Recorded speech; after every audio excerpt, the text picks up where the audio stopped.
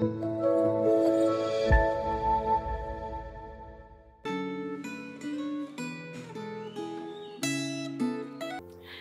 jemaat yang terkasih dalam Tuhan, kita sungguh bersyukur kepada Tuhan.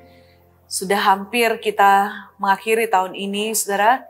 Kita melihat bagaimana Tuhan sungguh baik dalam kehidupan kita. Dan saat ini kita akan kembali merenungkan firman Tuhan. Namun sebelumnya mari kita masuk di dalam doa. Tuhan Yesus, terima kasih, kami bersyukur untuk kebaikan-Mu, kasih setia-Mu, penyertaan-Mu dalam hidup kami. Hari lepas hari kami melihat bagaimana Tuhan tidak pernah meninggalkan kami. Dan saat ini Tuhan, kami akan kembali merenungkan firman-Mu. Berkatilah, tolonglah kami untuk kembali mengerti apa yang Tuhan kehendaki dalam hidup kami. Kami serahkan waktu ini, berkatilah. Dalam nama Tuhan Yesus kami berdoa. Amin. Saudara-saudara, refleksi Gema kita pada hari ini sudah sampai di Efesus pasal yang pertama, ayat yang ke-15 sampai dengan 22. Saya akan membacakannya bagi saudara-saudara sekalian dan silakan saudara memperhatikan Alkitab saudara masing-masing. Demikian firman Tuhan. Karena itu setelah aku mendengar tentang imanmu dalam Tuhan Yesus dan tentang kasihmu terhadap semua orang kudus, aku pun tidak berhenti mengucap syukur karena kamu dan aku selalu mengingat kamu dalam doaku. Dan meminta kepada Allah Tuhan kita Yesus Kristus, yaitu Bapa yang mulia itu, supaya Ia memberikan kepadamu roh hikmat dan wahyu untuk mengenal Dia dengan benar.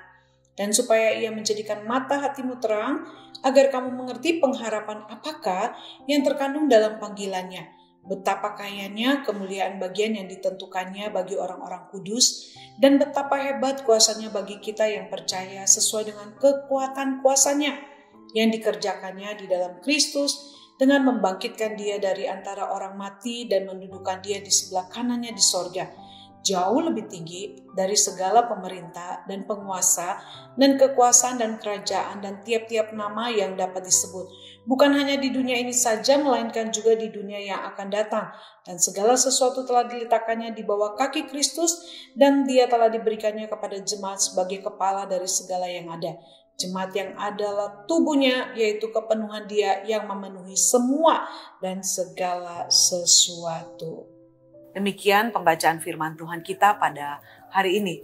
Nah saudara-saudara, apa yang ada di dalam benak saudara jika ada orang yang mengaku beriman kepada Kristus atau mungkin kita kenal sebagai orang Kristen, namun seringkali saudara di dalam kehidupannya kita melihat satu kehidupan yang sangat berbeda sekali dengan iman Kristen.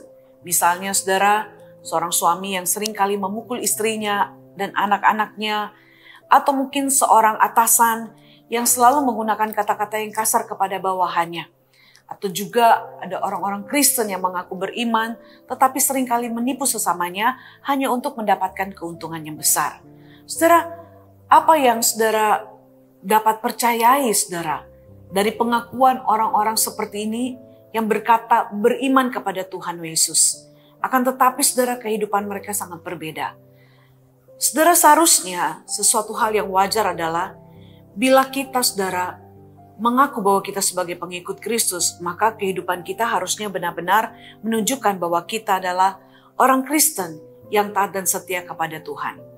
Iman kita saudara tidak bisa hanya sekedar dikatakan, tetapi iman kita itu harus dapat dilihat dan dapat dirasakan oleh orang-orang yang ada di sekitar kita. Dan salah satu wujud iman kita saudara, yaitu perwujudan kasih kita kepada sesama. Di dalam pengharapan kita, di dalam bagaimana kita juga menghadapi segala tantangan di dalam kehidupan ini. Saudara, dalam bagian firman Tuhan yang kita baca ini saudara, ayat yang kita lihat tadi, Rasul Paulus di sini memuji jemaat Efesus saudara, yang bukan hanya memiliki iman yang teguh kepada Tuhan, tetapi iman mereka terbukti dari tindakan kasih mereka saudara yang nyata kepada semua orang kudus. Hal ini kita bisa lihat di dalam ayat yang ke-15 tadi. Dalam bahasa Alkitab saudara, kita melihat di dalam kasih, kata kasih maksudnya di sini menggunakan kata agape saudara. Ya, di sini kasih yang dipraktekkan oleh jemaat di Efesus menggunakan kata agape. Kata agape ini membuktikan saudara bahwa ini adalah kasih yang tidak bersyarat, yang bersumber daripada Allah sendiri. Hal ini saudara merupakan petunjuk bahwa jemaat Efesus memiliki iman yang teguh dan satu relasi yang intim, relasi yang baik dengan Allah. Sehingga saudara di dalam kehidupan mereka kita bisa melihat bahwa mereka dipenuhi kasih daripada Tuhan. Dan kasih ini yang kemudian saudara mereka salurkan dan praktekkan saudara di dalam relasi mereka dengan sesama. Jadi saudara, iman jemaat Efesus pada waktu itu adalah sesuatu yang tidak kelihatan namun diungkapkan melalui kasih yang dapat dirasakan oleh orang-orang yang ada di sekitar mereka pada saat itu. Maksudnya adalah sekalipun mungkin mereka tidak mengumbar-ngumbar bahwa kami orang Kristen, kami orang beriman. Tetapi saudara melalui sikap mereka yang penuh kasih mereka dapat memperlihatkan bahwa mereka adalah orang-orang Kristen yang benar. Saudara, kita melihat dalam bagian ini saudara setelah memuji jemaat Efesus. Rasul Paulus saudara berdoa supaya mata hati mereka itu dapat dicelikan untuk apa? Untuk memahami bahwa pengharapan yang terkandung di dalam iman mereka itu sesuatu pengharapan yang besar. Pengharapan ini saudara dapat kita lihat di doa pengharapan yang disampaikan oleh Paulus di sini kita bisa lihat di dalam ayat 17 sampai 20. Di mana saudara pengharapan itu mengandung dua unsur, yaitu yang pertama yang kita bisa perhatikan adalah warisan yang mulia dan kaya yang akan diterima oleh orang percaya kelak saudara. Nah saudara, pengharapan mengingatkan kepada orang-orang percaya bahwa hidup ini memang hanyalah sementara. Nah setelah hidup yang sementara ini berlalu atau kita meninggalkan dunia ini saudara, kita sebagai orang yang percaya akan menerima warisan yang kekal, yang mulia, yang dari Allah saudara.